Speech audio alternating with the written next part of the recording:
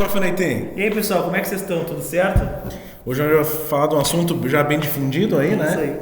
Hoje em dia só se fala em outra coisa. O famoso K8S, né? K8S. Kube, Kubernetes, Kubernetes. Eu já vi de tudo. O nome é o de menos. Então, quem nos acompanha, quem é da área aí de dev, de engenharia de software, já escutou isso aí. Algumas das palavras já escutaram. Exatamente. Hoje é o orquestrador mais popular que se tem, né? A maioria das clouds, Azure, Google Cloud Platform, OpenShift. Vamos falar depois sobre OpenShift, né?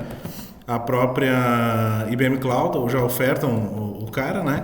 Isso. E on-premise já vinha reinando há muito tempo. Exatamente. Então, ele ganhou o mercado, né?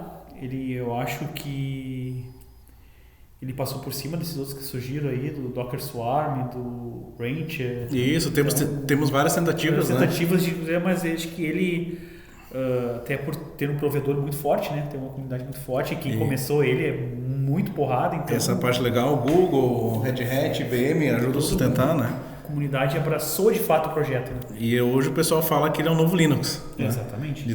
De tão difundido que ele é. Até a gente falou muito sobre transformação digital, isso e aquilo. Quando a gente chega no cliente, o que eles, a primeira coisa que eles perguntam? Vamos ter que instalar um cluster de Kubernetes. Isso aí.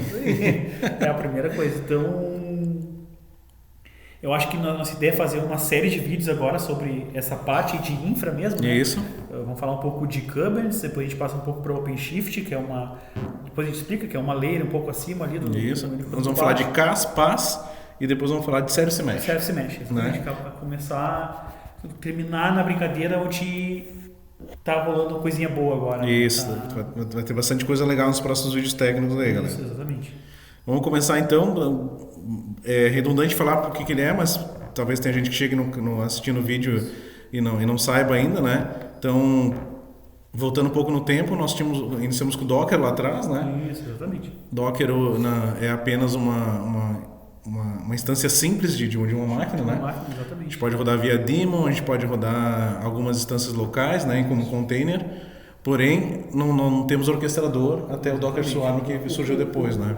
O controle dele ainda era muito manual, né? Não tinha nada muito automático. Então, você tinha lá só Docker Machine. Isso aí. E aí eles subiam os containers, mas era um Deus dará, cara. Isso. Então, se o container cai, se tu tem estrutura que está olhando para o uso de memória, recurso, então, ter um orquestrador em cima quer dizer que ele vai gerenciar esse ciclo de vida de um pod que a gente vai falar daqui a pouco.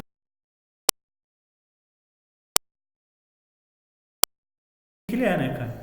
Então, já o próprio logotipo dele é um leme aí do navio. E ele realmente controla um conjunto de containers. Exatamente. Então, ele é o responsável por carregar esses caras. E cada container que a gente vai falar aqui, galera, entenda-se por uma imagem Docker, né? Isso. Que na estrutura de container, a menor unidade para o Kube, a gente vai falar depois, é o pod, né? Isso. Então, funcionalidades, o que a gente tem aqui, né? Questão de poder ter clusters federados, né, em múltiplos hosts. Então eu posso ter um nodo aqui, um nodo em outro local, né? Então a gente pode federar entre master e slaves, né? Isso. Cloud pública, privada ou híbrida, né? Então a gente consegue trabalhar, ele é bom que ele é bem como se fosse um camaleão, né, cara? Ele trabalha da forma que melhor se adaptar para ti. Então tu consegue fazer de inúmeras formas o teu cluster. Então é bem simples. Uso de hardware, né? Uma questão legal que ele otimiza o uso do hardware. Né? Isso, eu posso dizer para cada, a gente vai falar depois, deployment, serviço, o quanto de hardware eu vou dedicar para aquela situação. Exatamente. Isso é legal quando a gente tem produtos que são mais críticos, menos críticos, né? Tô falando de Java, né? Então, vou dar uma controlada no pessoal, na memória. Isso, que gasta menos ou mais.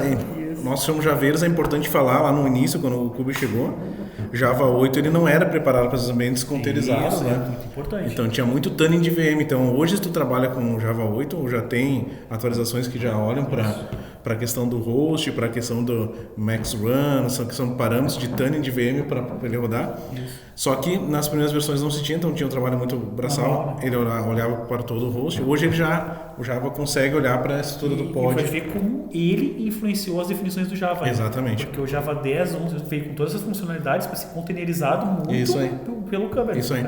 E hoje tu tem parâmetros, por exemplo, max run percentage, que tu está dizendo para a VM, olha, o container lá tá 500 MB, mas eu não quero que tu use os 500 MB do container. Deixa um pouquinho de sobrar. Tu vai usar 90% dos 500, então já tem conta em cima da VM que auxilia nesse processo, né? A escalabilidade, então, é um dos pontos fortes dele, onde tu consegue tanto fazer programações para saber tal horário, tal momento se chegar, tanto o uso de recursos, sobe, desce, vai. Então isso é muito bom dele. Nós temos um exemplo aí de HPA, depois que a gente vai rodar também, né? A parte de implantação e atualização, ele tem a parte de rolling update, tem a parte de atualização, é transparente. Então, o time dele é muito baixo. Isso, então um exemplo aqui, se eu estou subindo uma aplicação numa V2 e tem a V1, ele espera a V2 subir, fazer health check, né, readiness e liveness, a gente vai falar depois sobre isso. Aí, tiver liveness e readiness, ele vai baixar as outras duas. Exatamente. Então, ele deixa transparente essa transição de aplicações. O usuário final é imperceptível. Isso aí. Então, quando a gente fala muito em fazer deploys durante o dia, e aquilo está sempre fazendo deploy, muito tem a ver com essa funcionalidade que ele traz pra gente, né? E o próprio rollback, né? E o próprio rollback, exatamente. Deu errado, quem usa ferramentas que nem o Helm, ele já automatiza o rollback da instalação.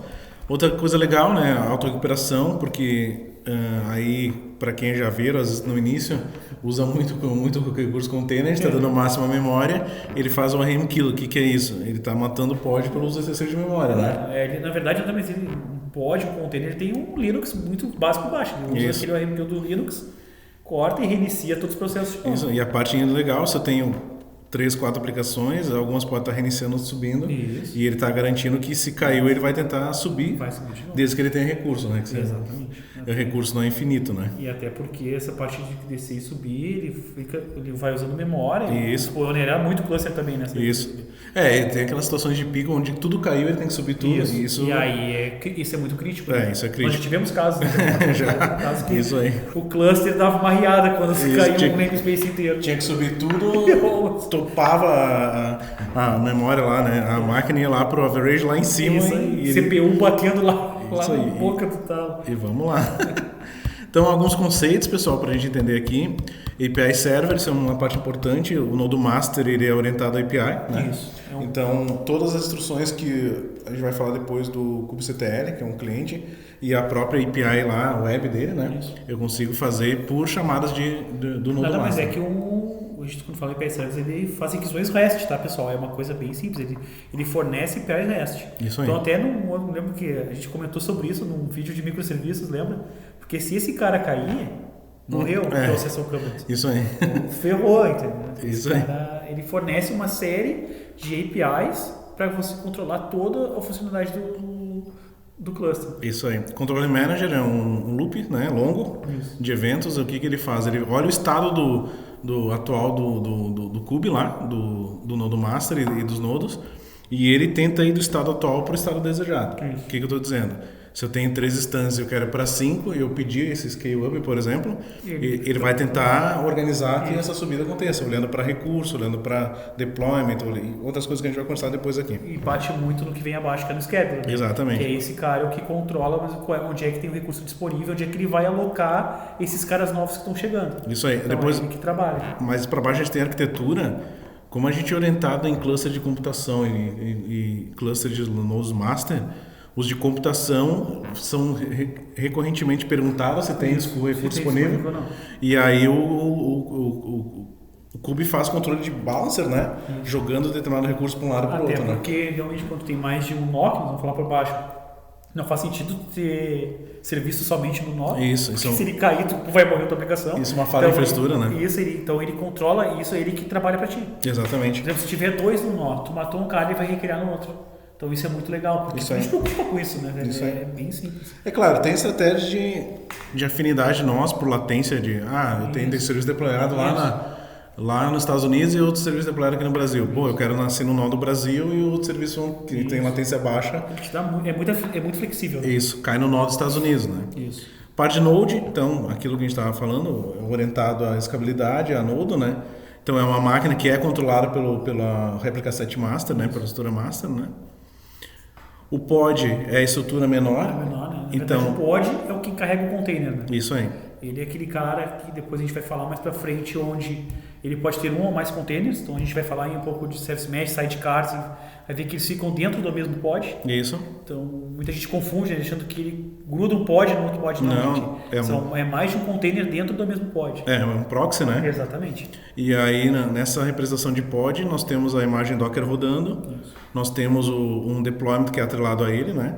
E dentro desse deployment tem a informação de quantidade de recurso, informações de vida do pod. O deployment é que controla a vida dele, né? A memória que ele vai poder utilizar, até onde ele pode ir, liveness, readiness, isso. Tudo isso ele está tudo dentro daquele cara ali. Então, vinculando um pouco a questão de deployment pod aqui, ir lá para baixo, o deployment então controla isso que o Vinícius falou. Eu tenho health check, eu tenho tamanho, eu tenho tempo de vida de ficar de pé, de baixo, coisa que a gente vai ver daqui a pouco. Nós temos informações, por exemplo, qual que é a imagem Docker que ele está operando, né? Porque na verdade ele faz referência a uma imagem Docker. Exatamente. Né? Então, digamos que se tem lá o teu registry e eu, por algum motivo alguém apagou aquelas imagens, se der alguma merda vai morrer teu serviço. Porque ele tem estratégia, seria if no absent, ou ele faz força pull. Então tem estratégia também se eu quero que ele fique consumindo o REST. Seria então, guarda cache, né? Hoje montar uma infra desse cara é bem complexo, né? Não é... Claro, tem inúmeras ferramentas hoje que, por exemplo, que comentaste antes que as clouds nativos já trazem nativos, que abstrai tudo isso, mas é complexo. Montar na mão como foi feito, no projeto que a gente estava, é super complexo. Né? É isso aí. Questão do Replica Set, então ele olha para a estrutura de desejo que a gente tem. Eu estou querendo sair de um estado para outro, né? E o Replica Set está garantindo que se eu estou usando HPA, que é aquilo que a gente está falando que é outscale, né? Isso. Ou está usando saindo de uma instância para duas, o Replica Set está olhando esse estado e tentando garantir que essa situação está acontecendo. O mais simples talvez de entender isso é pensar em monitoramento. Sim. Consegue ver se um recurso novo, um serviço novo foi criado, se tiver um Replica Set novo. Isso aí. E aí ele tentou uma coisa nova, então já fica mais dessa forma. Isso aí. O conceito de service é um agrupamento, né? Então a gente tem uma lista de pods. E esses pods têm seus deployments, dizendo qual a natureza desse pod, né? E o service orquestra isso. O que a gente quer dizer? Ele representa um service. Exatamente. O que a gente quer dizer? A estratégia de service representa um conjunto de produto, de negócio ou de aplicação. E eu posso ter naturezas de imagem diferentes para o meu service. Exatamente. Então, se eu quero ter um produto na V1 e V2, quem vai garantir isso é o service. Isso. Né? Tem lá... Por exemplo, tem o Ingress, que a gente vai falar um pouco mais para frente, e ele aponta para um service. Isso aí. A parte de cima não conhece pods. Isso aí. Ele só conhece o service. Então, o service vai ter estruturas de DNS de cache, como que o DNS vai ser resolvido, a questão também de se esse pod vai comunicar para a rua ou não, então o service também é responsável por isso. A questão também de roteamento, você vai ver que a gente vai falar um pouquinho de Canary ali, um exemplo, é o service que responde. Então, basicamente, ele é a visão de agrupamento dos pods do deployment. O deployment a gente já falou, né? Já falou. Então, a gente já passou ali, estava mais para baixo na lista, mas a gente já falou bastante sobre ele. Depois a gente pode colocar no vídeo o link, né, da página do Kube, com os conceitos, né? Isso aí, para quem quiser ver mais um detalhe, aqui é um alto nível, né, galera? Isso. Até porque o que vale depois é nós botar a mão na massa. Na massa e entender como é que funciona esses caras. Então a arquitetura aqui do master do Kube, então ele tem a API Zero, que a gente falou, o schedulador olhando para a API Zero e vendo o estado. O etcd, que é o coração dele, né, cara? Isso, como ele é provisionado, como ele tem as instâncias, né? Isso. Aí nos nodos de baixo a gente tem o kubelet, que é o cara que fica olhando de uma estrutura de nodo para outra, vendo onde é que está. Faz a comunicação, né? Ele se autocomunica para saber como é que está o... Isso, como está o estado do outro lado. Isso. E ver para onde que vai ser o balanceamento, né? Kubeproxy, aí toda a estratégia de roteamento, de descoberta, de DNS fica nessa malha, né? Isso. E o C-Advisor, que é o cara que fica alertando e fica coletando informações do estado e repassando para o master e para o nodo, tá? Exato. E abaixo deles vem os pods. Claro, tem todo aquele layer que nós falamos de services, mas dentro e abaixo desses caras vem os pods onde de fato estão as aplicações. As aplicações estão naquele nível ali. Perfeito. Aí a questão da unidade do pod, né? Então o nodo ele tem... Nós colocamos até essa imagem para já fazer um briefing do que vai vir nos outros vídeos, né? Quando a gente vai falar aí de OpenShift, de Service Mesh, e para deixar bem claro como funciona um container dentro do pod. Isso. Então a gente pode ter um ou mais e assim vai indo. Isso aí, a questão do sidecar, né? Isso. Então um pod pode ter um ou mais containers, né? Muito se fala no Istio, né? Tudo criou grande a implementação do Partner de Sidecar Containers, né, é um dos principais hoje em dia. Então isso a gente depois vai estressar mais no momento posterior, no próximo vídeo, mas a ideia aqui é que a gente consiga mostrar que eu posso agrupar os containers dentro de um pod, né? Isso. E posso ter a questão de proxy ou não. Ou seja, eu posso Docker Compose fazer uma coisa meio parecida, né? Mas é que ele subia containers diferentes. Containers, ele subia separados. vidas mas diferentes. É uma boa analogia. Quase para quem conhece Docker vai ficar um pouco parecido. Bom, vamos para a prática, né, gente? Vamos pro dedo, né? O que a gente fez aqui. Aí. Vamos para o primeiro arquivo, que é o de deployment. Uma coisa importante de falar, as configurações todas deles são via YAML, né? Pois é. Então, todas as configurações a gente faz tudo via YAML, a sintaxe é bem simples, que a gente está acostumado aí no Spring, aí os Javeiros não vão sentir dificuldade nenhuma. Aqui que começa a separar o menino dos homens. É verdade. Aí, por que eu uso o CAS e onde é que o PAS entra, né? Bom, a API version, importante sempre, o YAML tem que respeitar a estrutura lá do escritor, que nesse caso vai ser o kubectl, né? Type Deployment, né? A gente está dando um label e um name para ele. Aquilo que a gente falou lá do replica set, né? O estado desejado, que é 3. As réplicas que ele vai ter, né? Na verdade, é réplicas, não tem outro nome para usar. Quantos pods quando ele startar, ele vai subir. Isso aí. Só que depois a gente vai falar daqui um pouquinho sobre isso aqui, já voltamos aqui. A imagem que ele vai rodar, né? Então a gente subiu uma imagem lá dizendo 1.0, né? Isso. Liveness, vamos lá. O meu container subiu e o controle fica perguntando para ele. Tá pronto. Tá vivo? Ok. Então a gente falou para ele, nosso velho e querido Actuator, depois de 25 segundos, a cada 3 segundos fica disparando. Ele fica esperando um 200, tá, gente? Exatamente. Ele fica fazendo requests para esse cara, e aí, quando ele recebeu 200, respeitando esse intervalo de tempo, ele dá o teu pod como vivo, ele não vai derrubar ele. Isso aí. E o Actuator tem uma parte legal, aí não é uma parte do Kubernetes, que se tiver algum contexto fora, banco de dados, Kafka, ele vai botar como down, né? E vai botar 503. Redens, a diferença é que aqui eu estou precisando estar vivo, aqui eu estou precisando se eu posso rotear. Exato. Então o Ceres vai estar liberando o chamado para esse cara. Geralmente o Redens é maior que o Liveness, porque demora um pouquinho mais para ele ficar porque faz mais sentido, né? Ele não pode perguntar. Aqui a gente está expondo a porta 8080 do container, né? Se tivesse mais de uma porta, isso é um array, né? Que vai dando porta. Não, seria aí. container port, né? Isso. Aí o resource, eu estou dizendo, nasce com 128 de memória e 300 microcore de CPU. E até se ele bater isso, ele cai lá no live, se a gente mata o teu pod. Isso, mas eu estou dizendo para ele aqui o limite. Isso, tem onde ele pode ir, mas tu consegue configurar onde se explodir, onde ele vai botar. Isso, daí o 256 de memória e CPU de 400. Acho que é legal que eles não façam pelas variáveis de ambiente ali, Kleber. Isso é que eu vou voltar agora. Tá. O que acontece? A gente vai depois subir, a gente botou um Java Options, que é a variável global do Java, e a gente está mandando imprimir os flags. Para quê? Vocês vão ver que ele vai fazer um cálculo lá em cima desses recursos e vai imprimir na VM. Então isso é muito importante, porque tu consegue trabalhar com coisas do container nesse YAML, né? Tu consegue passar informações para ele a partir desse deployment. Então vamos criar esse cara aqui, depois a gente vai indo para os outros para ver. Então o que acontece aqui, get pods. Vamos ver que não. A gente está com um cara lá na Amazon, tá, gente? Isso. Vocês vão ver que não tem nada aí. No resource found, né? O que a gente vai fazer? Vai usar o kubectl, que é o cara, da create, -f e aquele arquivo que a gente tem ali, ó. Então se tudo der certo, que a gente gosta de mudar as coisas em cima da hora, né? Olha lá, deployment created. Então se a gente for aqui, ó. Agora, o que ele vai dar para nós? 3 pods. 3 pods que a gente pediu. Ele está 0 de 1, ou seja, ele ainda não está liveness, né? E nem readiness. Se a gente voltar daqui 40 segundos, ele vai estar como 1. Isso aí. Aqui, ó. 18 segundos. Esperar um pouquinho. O que tem de legal aqui? Se eu vir aqui, eu posso dar um describe deployment, por exemplo, ou dar um edit deployment. Foi o que a gente criou lá, né? E aí, qual que era o deployment? O nome dele aqui. E esse cara? Esse aí. Tudo que a gente colocou lá, a gente pode editar direto aqui depois. Então, o Cube, depois de criado, ele adiciona mais algumas coisas, né? Até isso então tem essa opção, e se ele vê que foi editado, que mudou, ele vai reiniciar os caras, ele vai criar o cara novo, porque ele vai entender que é uma nova versão daquele cara. Isso aí. Então, depois que uma vez que eu criado, e eu for aqui editar, ele vai fazer a estratégia de renew, né? De refresh da estrutura. Exato. Então, deixa eu dar um kit aqui.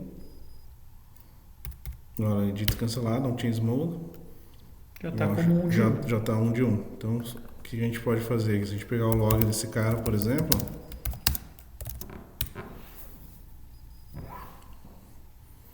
subiu o nosso carinha lá. Eu só mandei fazer o print flags, ó. Com tudo aí. Isso.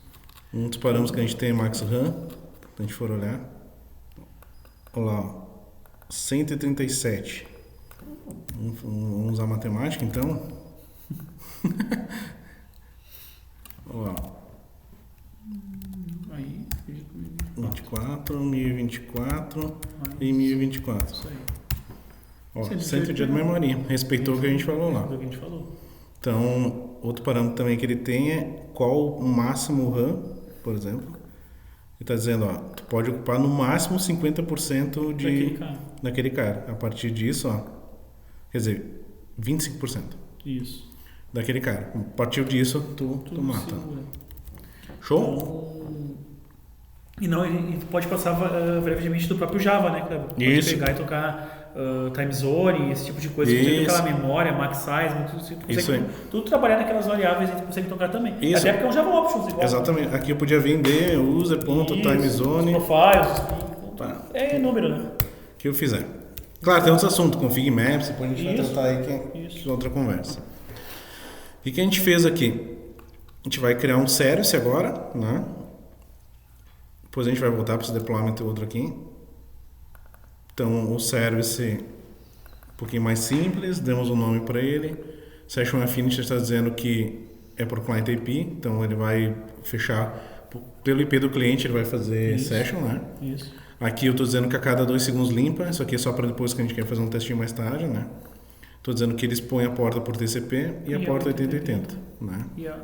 E é importante ali o target port também, porque tem aquele conceito de porta alta e porta baixa. Isso né? aí. Então, quando trabalha no cluster, tu não acessa esse cara direto, tu vai na porta alta e ele te manda para dentro do que ele vai... Tem outra estratégia aqui que a gente pode ver no documento, que é Node IP, que daí tu pode pegar o cara direto lá na porta alta, que nem o Vinícius falou, né? Então, o que a gente fez antes, se eu quero ver um deploy, né? Eu venho só aqui, dou um get deployment. Ele mostra, ó. Nosso cara tá ali. 3 desejados, 3 correntes, up to date, available, né? E, gente, esse kubectl get que o Kleber tá fazendo é um request de API, tá? Isso aí. Aí é o exemplo que a gente falou daquele API server. Isso aí. Que esse kubectl nada mais que um cliente Python, né? Isso, exatamente. Ele é um clientezinho Python, né? Vamos ver vamos criar o service, que é o agrupamento, né?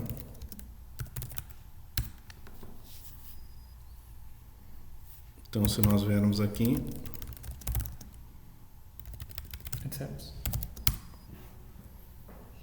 tá lá. ó, ele expôs o cluster IP, do tipo cluster IP, lógico, né? E dizendo que a porta 8080.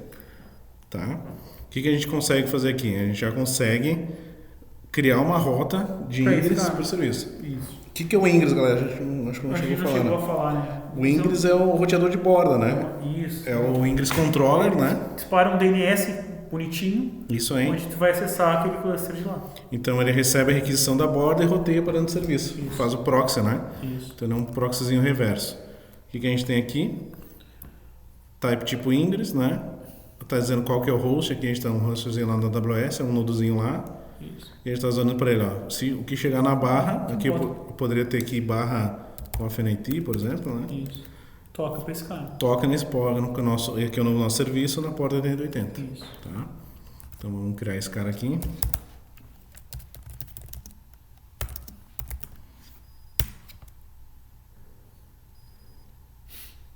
Esse aqui criou. Então, se Deus é grande e existe, né, galera? A gente vai conseguir... E tudo, aqui tá tudo running, ó, né?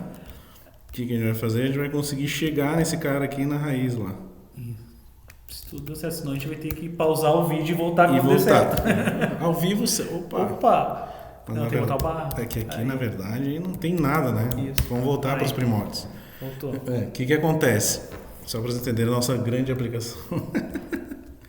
Nossa grande aplicação tem uma controller chamada Canary, né? O que ela faz? retorna Só volta a versão que está injetado que aqui está lá no YAML, tá? Isso aí. Na versão 1 que a gente tem da imagem, pessoal, tá voltando 1, Isso. tá? Então a gente já vai voltar para brincar agora sobre isso aí. O que eu ia falar? Volta lá. No Agora tem outro deployment, né? Isso. O que a gente falou, galera?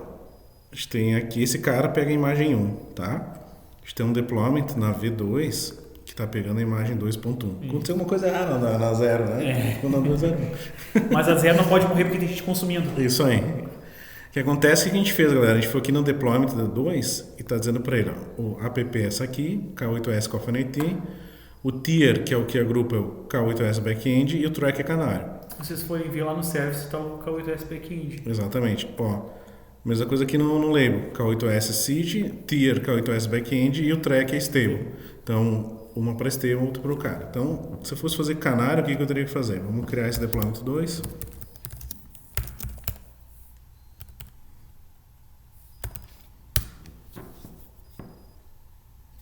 Feito. E aí, se eu fizer um cur aqui, Em que endereço? vamos pegar o canário. Ah, coisa só para entender. O deployment normal tem 3. O canal, quanto tem no banco? O canário normal tem 1. Então ele deve ter 4 agora. Isso. Então, o que nós vamos fazer? Primeiro, vamos fazer por partes. Esse criou lá os caras. Isso. Já sai rotina, não tem nada. Olha lá, ainda já não ia dar certo. Ó. Só vê pela idade do pod que Isso. esse cara foi criado agora. Aí, como o deployment dele tá com canário, ó, Isso, e esse cara tá fazendo o quê? Ainda tá subindo, ó. isso. Né? Olha lá. Foi. Subiu. 1 de 1. Então, nós temos 4 containers, 1 de 1. Esses 3 aqui estão na versão 1. E Esse o aqui está outro na na versão versão 2. 2. Isso aí. Então, se a gente for fazer um cur aqui nesse cara, na moda antiga, né? O que eu espero que aconteça? Olha lá, imprimiu 1,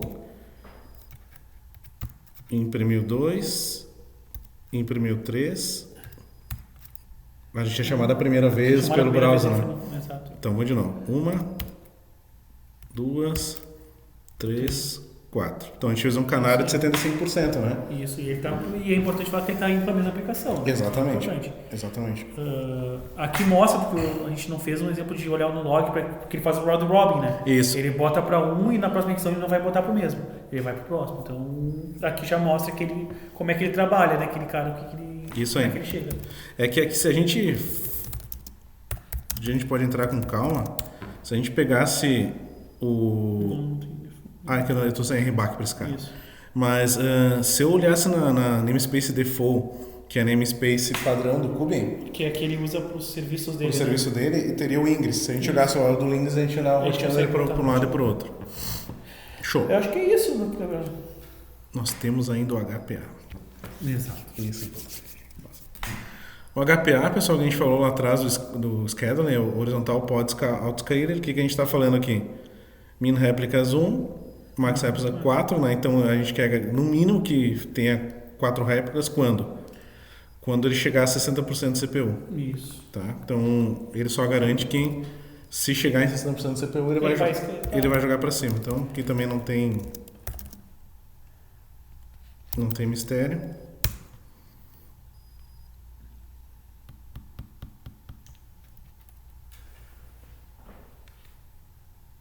Já tinha. Não, já estava criando. Deixa eu remover aqui, que é. Então, delete.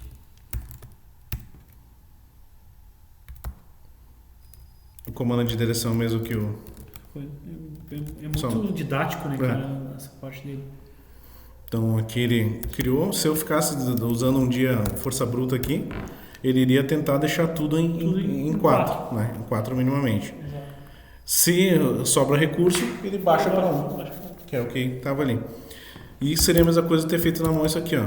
Scale, deployment, menos réplicas. Ah, quero que fique em 3 também esse cara aqui, ó. Deixa eu pegar o nome do deployment lá. Esse aqui, ó. Vamos gastar o dinheiro na AWS lá, né? Vamos passar o cartãozinho. Inverter, mano. Vai funcionar muito, né?